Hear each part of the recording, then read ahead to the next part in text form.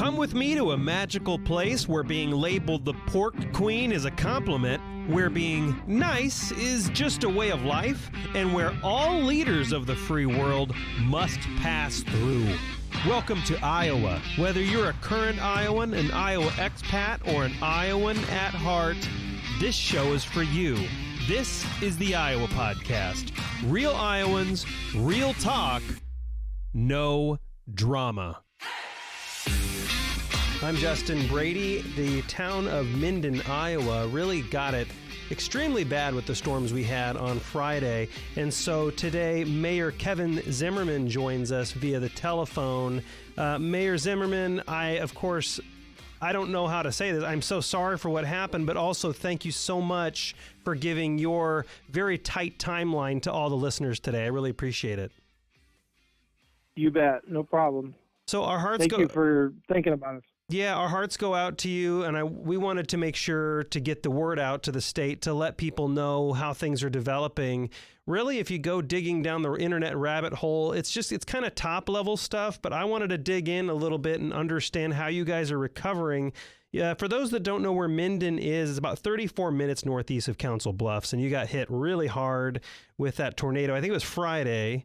And at least the last time I saw on the news, the town was completely blocked off, except for residents. Is it still entirely blocked off? No, we had it locked down till like Thursday, I believe. The main reason is because of, you just don't know, right, looting to whatever. So we had it completely locked down. They couldn't come into town unless I told them they could come in. Right. I don't like to be that way, but and we let a lot of people in, but we let the sheriffs know who they were, because you get a town of 600, you got streets and stuff that are 30 foot wide, and you bring in 100 people bringing their vehicles in. Now you got gridlock. Yeah. I mean, there's just nowhere to park cars, Right. It makes a bad problem worse. That many people. Yeah, it does. It does. Saturday was a disaster trying to get around town with trucks and semis and loads of trees and everything. But Sunday we kind of only let about half of those in, and the ones that we did let in, we made them bring another vehicle, so there was 2 or 3 per vehicle. And then Saturday, of course, it rained all day. That didn't really help that situation. Or Sunday rained all day. Didn't really help the situation any. But the power company was just awesome. They worked through the rain, and by Sunday night, Monday, a lot of the town had power. And, of course, the electricians were running around hooking up services and stuff, too. So it was, I think it was reported about 40 to 50 homes were destroyed. That's about half the town. Is that still the official number, about 40 to 50? Yeah. We probably lost a third of the homes, either too bad to live in or gone. We lost, 90% of our business district is either closed or gone. Wow.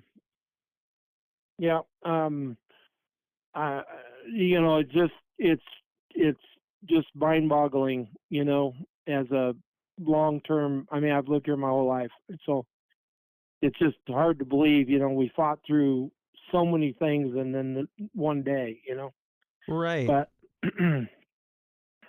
in total, I think throughout Pottawatomie County, I think we're over 300 homes and businesses were damaged or destroyed, and 259 are said to be residential properties and 43 commercial. Has that number gone up? Are you aware, as they've examined the damage? I have not kept track of anything in the county. I know Shelby County got hit, and a lot of other areas, and I haven't been able to hardly leave town. I can't imagine. These small towns, the city council and the fire department and the mayor, we get a little pay, but it's like volunteering our time, But when something like this happens, everybody comes together. And it's been so great to work with everybody, from the sheriff's department to the emergency management to to the to the local construction guy with the backhoe. I mean, it's just been awesome to all come together. I mean, within 7 days, you can drive down every street, and there might be piles, and houses might be tore up, and there may not be trees, but we can drive down every street, and it's halfway safe to do that. So it's now we just got a lot of cleanup to do and rebuilding. Obviously the water plant. I'd like to talk about that. The water plant for Minden was completely destroyed. It is a total loss. So, what's the current status on getting water to the community? Okay, Saturday morning, right after the storm, we had the governor in here, and some senators and some supervisors, and we had a lot of people in the state come in, and they wanted to know what they could do, and that was my number one thing, is getting our water and sewer back online. And on the sewer part, basically we got a lift station, and the power got completely destroyed, the building, the generator, everything. So we got it back up and running that night, Friday night, and got it at least on generator. And then Saturday, with the governor and everybody here, I was poking them to figure out what they could help us with the water. And they, as of Friday afternoon, a temporary water plant showed up from the state, and they're hooking it up. They got it all hooked up now. And we're doing all the, you got to do all the chlorine and everything to get it all cleaned up to make sure it's ready to drink. But once they get that done, then we can start pumping out of our own wells. We had to run all new overhead lines. All the power lines going to town and out of town got ripped out. So we had to run all new power lines into town and to all the houses. And as far as the water plant, we'll be on a temporary plant for, I don't know, they're saying 3 to 4 years. Wow. And then we'll have to build a $3 to whatever $1 million plant to replace the one we lost. My word. So yeah, it's not going to be much fun. But on the water plant, supposedly the state and a whole bunch of companies threw this plant together like 3 years ago, and they said if we ever need it, it'll be here. And they took it to shows, and they took it to water. Some of my city guys remember seeing it, some of the water deals that they went to at the schools for their water licenses and stuff, and they remember seeing it. And we're the guinea pig. We're the first to get it. So I mean, that's what we're going to use for 3 years, and then we'll build our new plant and then be back online. So I think not most people, but I think people have a general idea of what a water plant is. It's a giant facility, it's a big industrial looking facility. Yep. But I don't think people can picture what a mobile water plant looks like. Is it something that pulls up on a semi and you plug it into the water lines? No. How did that work? It came in on about 3 trucks, and they set it all on the ground, and now we're going to have to build a building over it because it'll freeze during the winter. But it came in on like 3 different trucks and trailers, and they set it all on the ground, and then you had to do all the plumbing to it. Well, they send somebody out, a bunch of guys out, and electricians and everybody's wiring it and hooking it up. But they've been plumbing for a couple days, and they got it all done on basically a day ago or two. And now they're doing all the tests and making sure everything's clean before they turn it on. We have been working on rural water. The town did have rural water, but we got shut down from rural water about 2.5 years ago because the rural water district was having problems keeping up with their wells. Oh, so wow. They shut us off like 2.5 years ago, So we had to call them to make sure, the night of the storm or the next day, to make sure we could turn that on. And our water tower by then was about half full, and we never lost water, but we were half full. And if they wouldn't have been able to turn us on, we would have been trucking it. So I'm assuming, luckily we were able to turn it on and keep our tower full. I'm assuming they brought this temporary treatment plant close to the current treatment plant so that they could like wire it in and attach the pipes that are, in a place that was, okay, got it. So yeah, they brought it in close to that. And so you're going to have to, you said you're going to have to build basically a semi-permanent structure around it that's heated, because you said it'll freeze in the winter. Yep, we're just going to build it right over top of everything that they did. We tried to keep it as close as we could, and luckily, as the mayor, I own the ground around it. So I said, "You do whatever you got to do. We'll work it out." So they're gonna build this building over top of it, and that building will probably stay. I mean, we'll just make it a permanent building for the city, and then, but yeah, it's quite a. Boy, I'm glad they had that plant. No kidding. I mean, otherwise you're ordering stuff, and it would just the controls and the soft starts and everything it takes to run them pumps.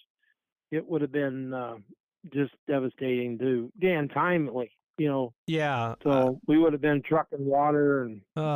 That's insane. So I'm assuming the new plant then is going to go where the current one is. You'll just have to demo the current one, and no, it's going to be in a new location. No, we're going to have to. Yeah, we're going to have to move it to a new location because there's no more room here. Got it. So we're just gonna get this one going, cover it up, run it, because we got to run it. We have to test every day on water. Everything's got to be state required. So we have to build this building like it's going to stay there, but it's not our equipment. And then when we build the new plant, we got to move it down the street about a block and a half. We got a nice lot down there that's just kind of like down by our burn pile and all that stuff. So we're going to move it down there. I'm going to get them another lot, and then they can. I had a little development thing I was working on, but the city comes first. So we'll get that plant built, and then then we could take this offline, and then the state can have all their equipment back. How is Sorry, go ahead. And so that's pretty much that's the plan. Yeah. Things change, but that's the plan. So that way we don't have to be down, and the states, we're able to keep up with all of our testing and everything that our water guys have to do. And stuff. So. You were mentioning before we were recording, when we had first met, you were mentioning that the wind was playing what was making cleanup a little difficult. Can you explain to everyone what that scenario is like? Yeah, all of our houses, over half of the houses, a third of them are gone, but the other quarter or whatever, probably a third of the houses got patches on it, all the houses. Well, it's probably blowing about 50, 40 mile an hour right now, and the tarps are coming loose. I drove by, the motel's got probably a 30 by 100 tarp flying in the air right now. It's off the roof, and it's not helping at all, and it's supposed to rain tonight, and so it's just another day. So another challenge in small town Iowa. You had mentioned earlier, and I want to push into this a little bit. You mentioned that it was encouraging when the community and when the state comes together in times like this. Are there any specific stories that really stand out to you? Well, when all the politicians decided to come to town. Yeah. And you just wonder, what can they do for us? You got the sheriff's department, you got emergency management, you got the governor, you got all the senators and Congress people showing up, and they're wanting to help, but you just wonder, is this going to really help us?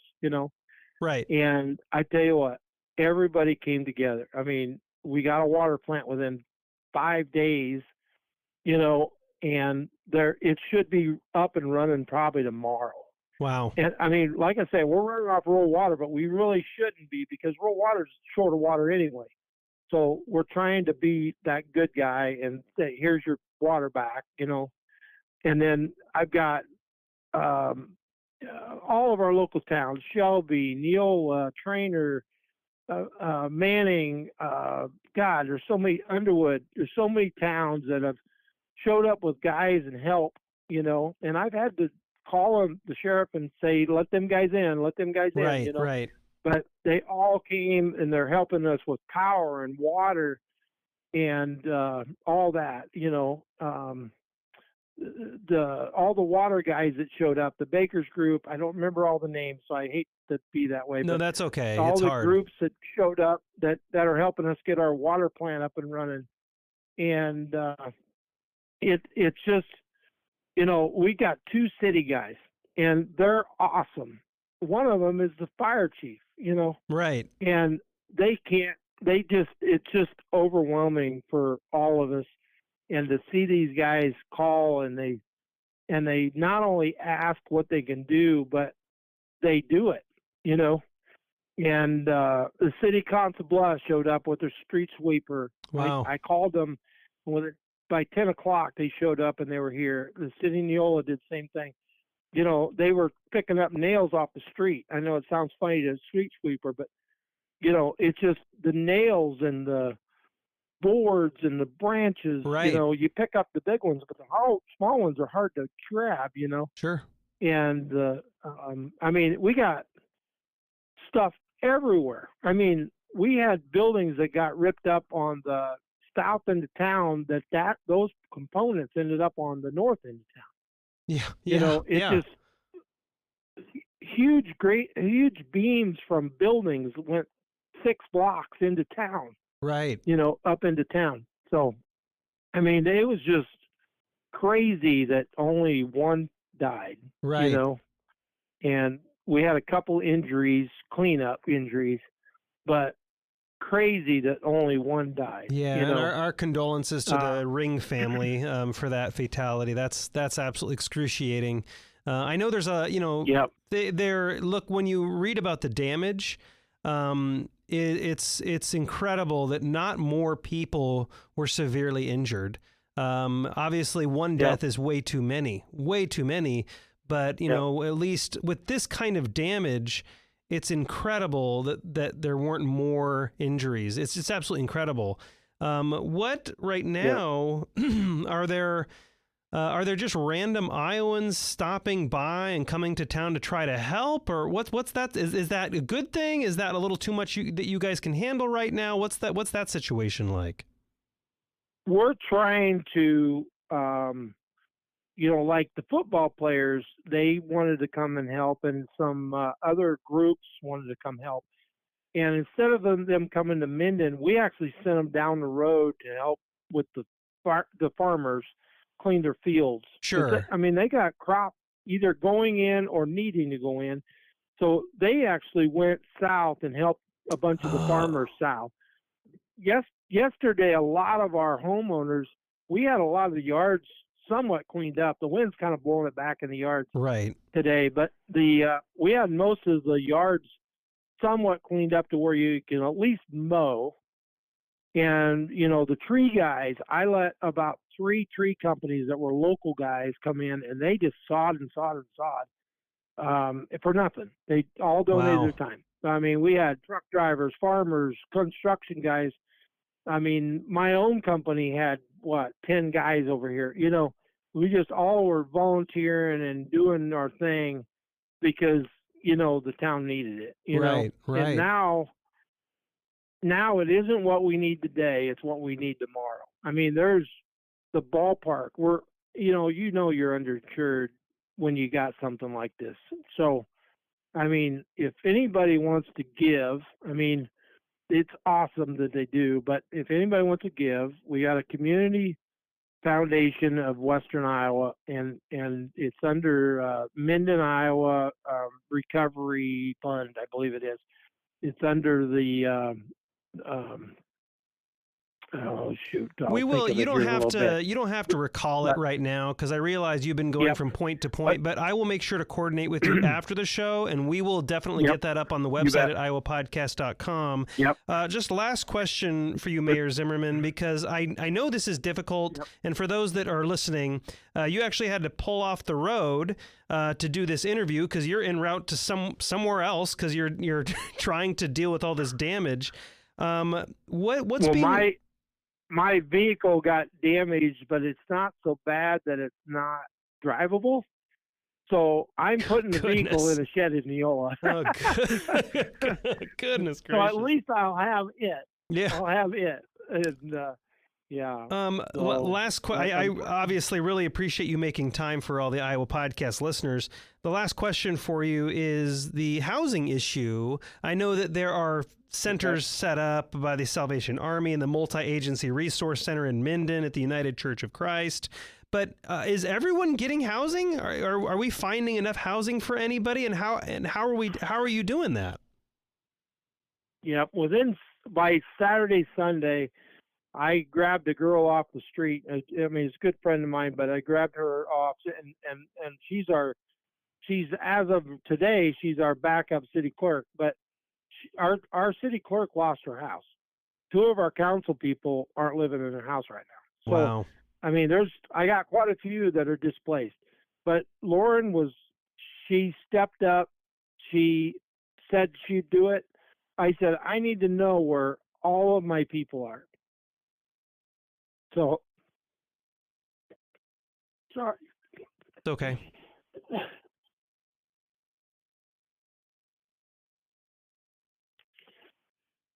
But no, I appreciate. I mean, it's a very difficult thing She was able to find most of them, and by now we've got a full list, so we know where they're staying, what their phone number is. Good. If we need to get a hold of them. And are they staying in other people's houses? Are they in hotels? Is there still help needed? Basements, houses, campgrounds. Potawatomi County put them up in their cabins out at Arrowhead. To some of them are actually living in Omaha right now. Wow. I've personally called every business that's out right now and or met with them, and I'm trying to get their commitment to come back. Yeah. Any other things? Obviously, I appreciate your time. I know it's incredibly busy and stressful for you right now. Are there any other things that Iowans need to know before we end this discussion?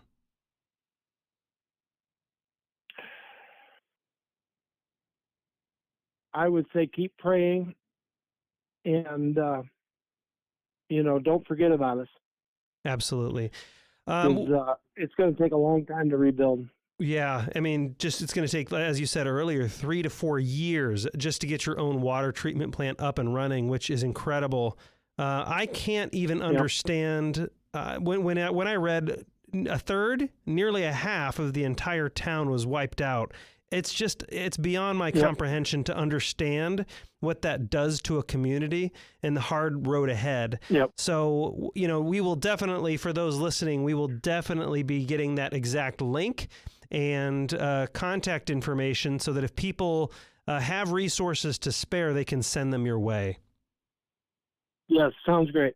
Mayor Kevin, I mean, we had people giving water and all that stuff, and really it wasn't that hot, so we didn't need a lot of water. The RRC, they brought food every day. It was awesome. Yeah, that's awesome. And now we've got other groups coming in, feeding people. Our restaurant is down for 3 months.